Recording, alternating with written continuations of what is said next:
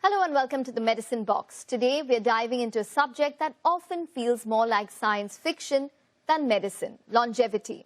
The quest to live not just longer but healthier. Recent headlines have pushed this conversation into the mainstream. Indian entrepreneur Preventive has invested $25 million of his personal wealth into a new scientific initiative, Continue Research, whose first hypothesis suggests that gravity itself may accelerate aging.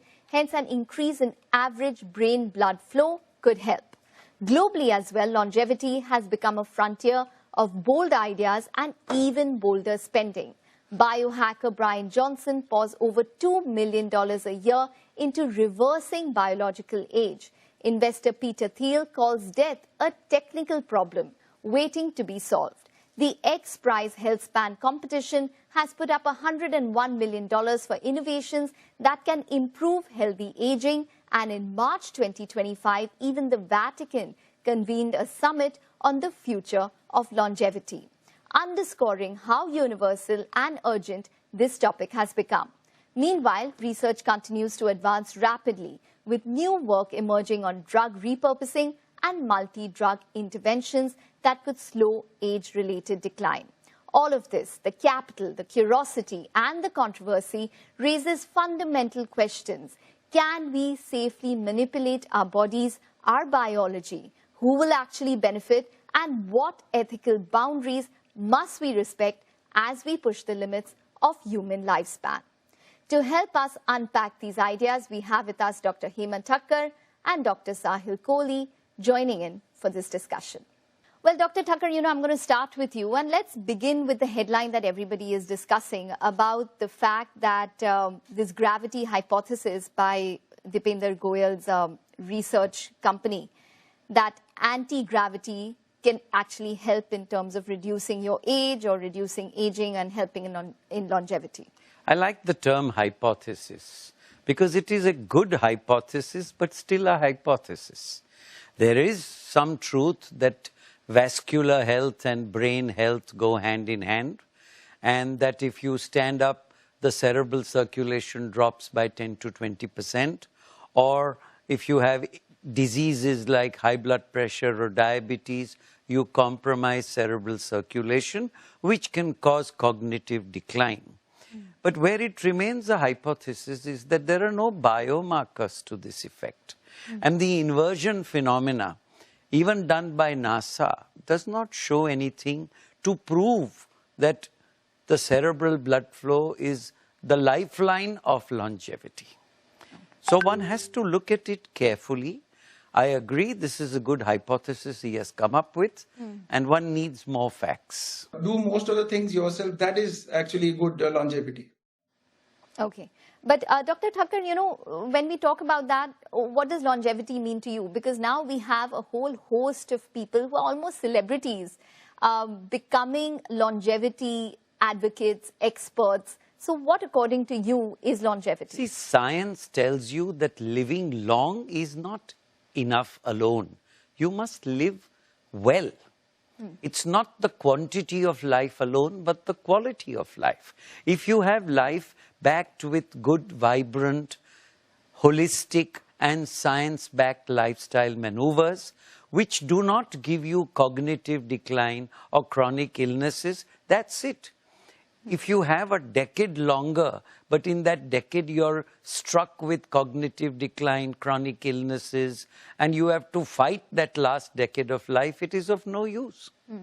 So a decade long versus a little less but quality, that is, you have to change and chase health span, not lifespan. Health span over lifespan.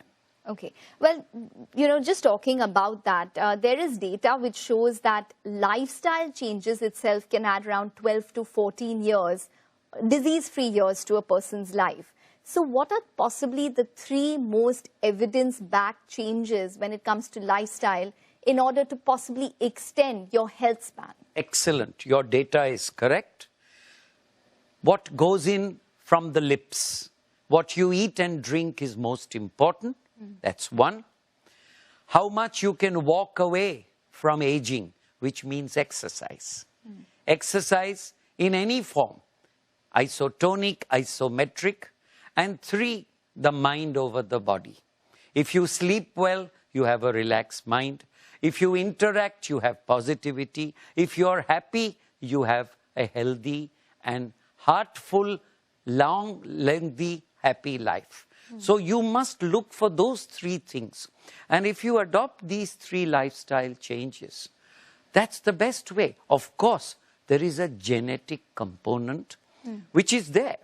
But you can override this genetic component and live quality life, may not be longer, by practicing these 3 golden rules of lifestyle changes. Okay. Well, Dr. Kohli, I'm just going to toss that over to you as well, because in your practice, in your practice itself, you must be probably seeing a lot of patients with early onset dementia, early onset Alzheimer's. So in that sense, how much of it is possibly lifestyle related? How much of it is genetic? And what do you tell your patients who are aging in terms of the best habits that they should probably adopt? What we have to understand is that aging is a normal process. So once a patient of dementia comes to us, we usually try to see, is there a reversible cause of dementia which is sitting there? So there are some vitamins like vitamin B12 deficiencies, vitamin D deficiency. Some people who have other deficiencies can have, dementia.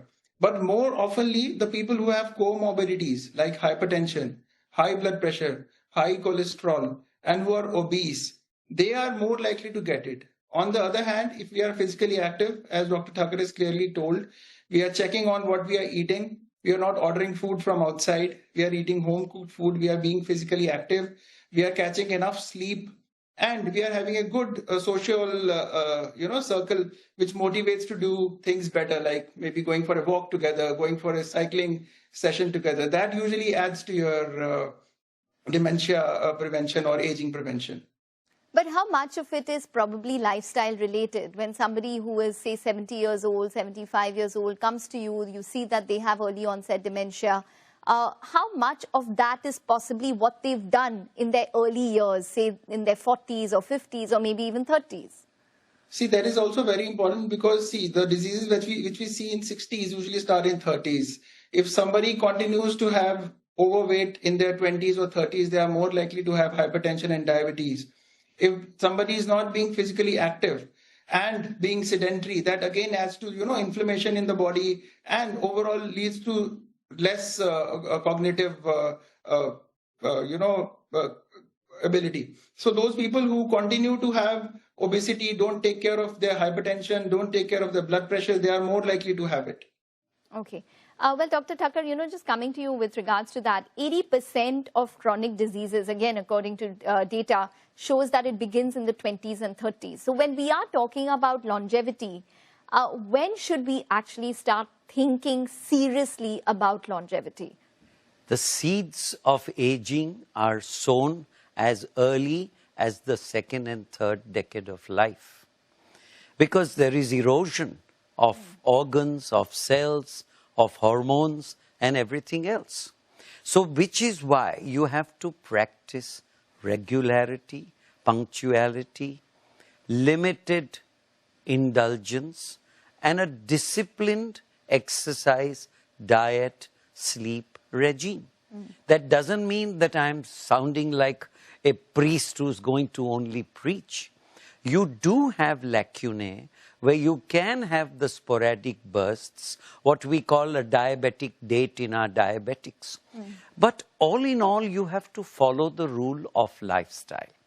If you start early, a stitch in time gains 9. So you have to start early so you don't bring on the diabetes, the hypertension, the lipids, which are accelerators of aging. But who's thinking about all this when in their 20s and 30s? We have to think. We are today talking not only for our 70-year-old citizens. We are talking to them so that they can advise their 20 and 30 and 40-year-old relatives or friends to begin early. Because if you want to reap the fruits, you must have a good harvest and a good sowing season. So what should they start practicing in their 20s and 30s, or what should they refrain from? You know, Saturday nights in our country means party, late night, binge, everything else. Saturday night in some countries means sleeping early, so you can go rowing, you can go camping, you can go sporting the next day. Then you have a 70% chance of altering your lifestyle to not pamper the bad genes, but to play to the gallery of the other genes and slowly work towards lengthening it. That just brings, it just sort of gives me an example of cardiovascular diseases as well. A lot of people have genetic cardiovascular risks as well. But there is this whole condition of VO2 max, which is basically trying to see the endurance that you have in, or the maximum amount of oxygen you intake when you are exercising. Have you looked into that? Are patients talking about it? In fact, you will find that the knowledgeable ones and the enlightened firms are all inculcating gyms, health programs. At one of the leading media houses where I am attached to, they have a canteen which gives health food. The servings are all programmed from that point of view. At offices where I am advising, they have a gym in the office. So if you can't walk and work out in the evening after a long day, you get that 30 minutes in the daytime. So you can begin. It's not impossible. Where there is a will, there is a way. And if the will tells you that you want to burn the candle longer, then you need to work brighter on the candle so you can enjoy longevity. Preventive testing, because when you speak to most of your peers or your friends, they say, oh, nothing's wrong, I don't need to get any sort of preventive testing done, hum to theek hai, until something goes wrong. What do you tell your patients? What is the checklist of, say, preventive testing that you subscribe to your patients, and at what age would you prescribe it? Rather? See, we have to see diseases like hypertension, diabetes, high cholesterol. They are very important and they are not picked up. So there is a saying about hypertension that only 50% of the people who have hypertension, that they know they have hypertension, out of which half of them do not even get treated and half of them are undertreated. So conditions like hypertension, if there is a family history, and even if there is no family history, they have to be regularly checked. So at least once a year, there should be a checkup where we check about how is our thyroid doing, how is the blood sugar doing, and there should be regular monitoring of blood pressure as well. If there is we are being overweight and BMI is high, that also needs to be monitored and the weight needs to be reduced. Okay, so if you had to if you had to recommend maybe the lowest effort, highest impact change in lifestyle, what would it be, Dr. Kohli? Because, some people say that 8,000 steps, 10,000 steps, or even 12,000 steps reduces your mortality risk significantly. So what is it that you would recommend as a doctor? See, it depends upon what person likes, which they don't feel burdened to do it. So it has to come naturally and effortlessly. So it can be as simple as walking 7,000 to 8,000 steps in a day, or maybe doing some kind of aerobic exercises, or doing some kind of strength training 1 to 2 times a week, or going for a cycling 30 minutes for at least 2 to 3 times a day. So any kind of physical activity which they do regularly and persistently over a period of time will actually help them. Okay, so you would put exercise at the top of the list? Yes, exercise, yes. And dietary, definitely the second one, because diet is also very important. We are eating all kinds of processed foods which are having high refined carbohydrates and not eating proteins, especially in our Indian population, which leads to ultimately sarcopenia and low muscle mass, because muscle needs proteins to grow up. And once the muscle mass is less, there are more chances, you're becoming more vulnerable to have infections, you're more vulnerable to have falls, you're more vulnerable to, not recover very well from the illnesses, and the cardiovascular as well as your brain health deteriorates because. Okay, but there is a whole set of people who believe in a plant-based diet and who believe that, vegan diet results in longevity as well. So how do you balance the protein part of it there? So they have to take supplements for that, and they have to be more physically active, and they have to make sure, especially those people who have a family history. So they have to be more physically active, and even the vegan diet is Okay, but then they have, for making proteins, they have to take some supplements also. And on top of that, they can go to, the strength training can be a major part for them so that their muscle mass gets maintained. Okay, so is strength training possibly more important as we age? If you could just give us more details in terms of how important strength training is and from what age especially. So strength training is very simple. More strength training means better muscles. Better muscles means we are able to endure more and we age slowly. And the strength training should begin early. Even if, ideally it should begin early, but even if we are in 50s and 60s, we do some kind of a moderate strength training, which can be, the functional training part also without using weights. That also adds up to making muscles, toning up the muscles and falling less sick. Okay. All right. Well, Dr. Thakkar, we've spoken about exercise now, and that probably is one of the top of the list in terms of increasing your longevity. But a typical Indian diet is quite high in terms of carbohydrates. So how important is diet when it comes to aging or diet when it comes to longevity? And what would you recommend for the Indian diet? So diet is probably the most important because depending on what you eat, you will make in the body, and what you don't make in the body, you will accumulate in the body. As my colleague said, proteins are extremely important. In the formative years more, in the later years also important, because if you're doing some strength training, the protein requirement also is high. So you need a significant amount of good first-class protein, which you have to moderate in your diet. You also need non-trans fats. And then the Indian habit of having carbohydrates for everything has to be toned down. I'm not saying don't have carbohydrates. And whatever you have should be easily assimilable and easily expendable. The Indian habit of celebrating everything with sweets is something which is a very crushing phenomena to the body as a hormonal system. It's a very lovely phenomena to the tongue and the eyes and the taste buds. But you have to be careful regarding how you balance the proteins and carbohydrates and fats. And having companionship, camaraderie, social interaction, wanting to be with somebody, belonging somewhere, interacting with different people. It not only stimulates the mind, but the neurotransmitters thereafter go and help in keeping. Remember, a happy person is a healthy person. We have patients in the hospital who are happy, who heal earlier and go home a couple of days early. The same logic implies. Rather than a grouchy, solitude, isolated person, a healthy, happy person who mixes, who probably has a shoulder or many shoulders to lean on, to talk with, those interactions are as important as food. Just a few minutes left, so we have a rapid fire. So I'm going to just ask Dr. Thakkar as well as Dr. Kohli a couple of questions. And if you could just answer them in, maybe a word or so. So Dr. Thakkar, I'm going to ask you first. Aging, can it actually be slowed? Yes or no? Yes. Okay. Dr. Kohli, one test every Indian above 30 years of age must do. HbA1c and thyroid levels. Okay. Dr. Thakkar, one daily habit that adds the most years to life. Walking. Okay. And is 8,000 steps enough, or do we really need 10,000 or even 12,000? 8,000 is enough. 7,500 is also enough. Okay. All right. Dr. Kohli, what's more important for longevity, sleep or exercise? Both.